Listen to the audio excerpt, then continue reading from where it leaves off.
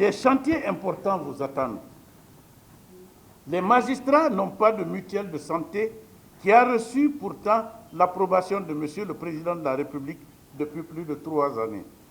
Ils attendent avec une impatience fébrile la mise en place du service de gestion de la carrière et des pensions des magistrats créé par le décret 152 du 1er octobre 2013 fixant les règles de fonctionnement du Conseil supérieur de la magistrature et régi par le décret 324 du 5 décembre 2019 fixant le régime de rémunération et de pension des magistrats.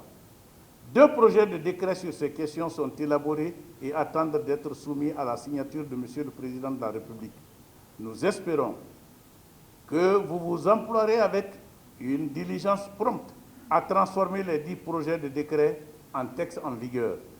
Monsieur le Président de la République a eu la mansuétude de doter les présidents de chambre de la Cour suprême de véhicules de service. Cependant, les magistrats du parquet général et les conseillers de la dite Cour n'en sont pas encore dotés. Il en est de même des chefs de juridiction et des parquets des cours d'appel et des tribunaux.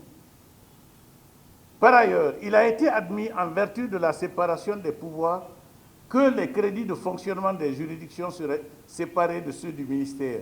Cette mesure a été appliquée en ce qui concerne le tribunal du commerce, mais tarde à l'être pour les cours d'appel et les tribunaux de première instance.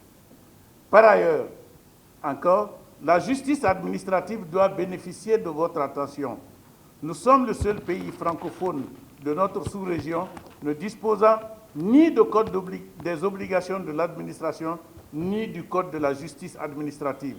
Ces textes, si vous les mettez en chantier, et je vous encourage à le faire, Monsieur le ministre Doumbouya, compléteront le gigantesque œuvre de construction de l'état de droit opéré sous l'autorité féconde du professeur Alpha Condé. Je dois appeler votre attention sur les nombreuses critiques, bien ou mal fondées, qui errent autour de la magistrature. Je ne doute pas que vous en connaissez la cause.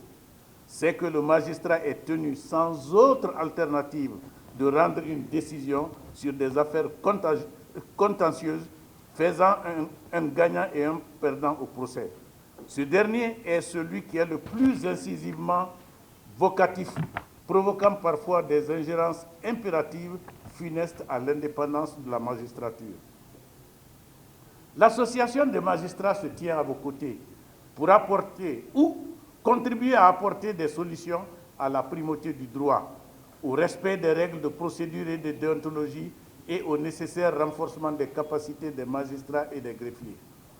Monsieur le Président de la République et vos prédécesseurs ont entretenu avec l'Association des magistrats un dialogue constructif qui a abouti aux différentes manifestations de mansuétude ayant conféré un éclat particulier aux réformes auxquelles j'ai fait une brève allusion tout à l'heure.